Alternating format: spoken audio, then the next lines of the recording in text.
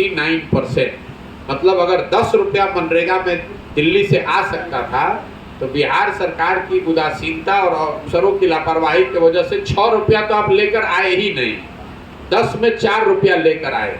और जो 4 रुपया लेकर आए उसमें भी पीसी का दर मनरेगा में लोग बताते हैं कि सबसे ज़्यादा है, 40%। जो 4 रुपया लेकर आए उसमें 40% पीसी के भेंट चढ़ गया। तो ये हालत है मनरेगा की। इसके बाद केंद्र राज्य सरकार की 3-4 योजनाएं हैं, उस पर मैं आपको टिप्पणी कर देता हूँ।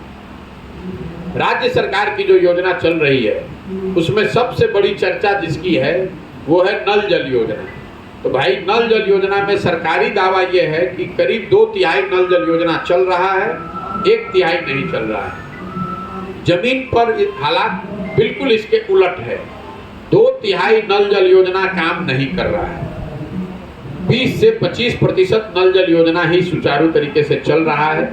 जिलों में अलग अलग स्थिति है। पश्चिम चंपारण और शिवहर जैसे जिलों में 80 से 90% नल जल योजना काम नहीं कर रही है। गोपालगंज, सिवान, छपरा, वैशाली में 70-75% नल जल योजना काम नहीं कर रही है। नल जल योजना के काम नहीं करने में जो लोग बात बता रहे हैं कि बड़ी लूट हुई है, तकनीकी खामियां हैं, वो सब तो है ही। एक जो बड़ी बात वजह समझ में आ रही है, जो आप लोग शायद आपके ध्यान में मैं लाना चाहता हूँ, वो है जिस जमीन पर नल जल योजना बनाई गई है उसका मालिकाना हक। क्योंकि ज़्यादातर जगहों पर जहाँ पर ये नल जल योजना बनाई गई है वो उस समय के वार्ड सदस्यों ने या तो अपने जमीन पर बना दिया है या अपने जानने पहचानने वालों के जमीन पर बना दिया है।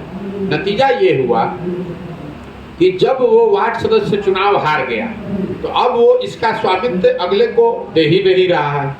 सरकारी दबाव में जहाँ स्वामित्व दिया भी जा रहा है वहाँ पर भी चूंकि हारे हुए वार्ड सदस्य के घर पर ये प्लांट लगा हुआ है, ये बोरिंग और मोटर लगा हुआ है, तो उसको चलने ही नहीं दे रहा है। कई जगह पर जहाँ पर न्यूट्रल लोगों के पास जमीन में ये लगा हुआ है, लोगों ने ये बताया कि भाई हमको तो कहा गया था कि हमारे घर से किसी को एक आदमी को सरकारी नौकरी मिलेगी। तो नतीजा ये हुआ है कि अब सरकारी नौकरी तो मिली नहीं।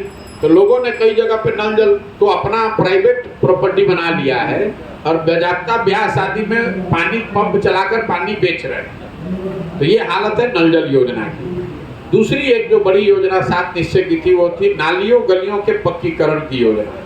जब ये योजना बन रही थी तो ये 7 निश्चय की सबसे बड़ी योजना थी। उस समय का अनुमान मुझे अगर ठीक से याद है तो 2015 में ये अनुमान किया गया था कि 80,000 करोड़ रुपया खर्च किया जाएगा इस बात के लिए कि बिहार के हर घर से नाली, पक्की नाली बनाई जाए। उस पक्की नाली को एक बड़े गांव में नाले से जोड़ा जाए और उस बड़े नाले के जरिए पानी को बाहर ले जाकर उसका निस्तारण किया जाए। साथ में ये नाले खुले न रहें, इसके लिए गलियों का पक्कीकरण किया जाए। तो मेरी जो अभी तक समझ बनी है कि घरों से नालियों के पक्कीकरण की तो कहीं कोई योजना शुरू ही नहीं हुई। गांव में सड़कों के किनारे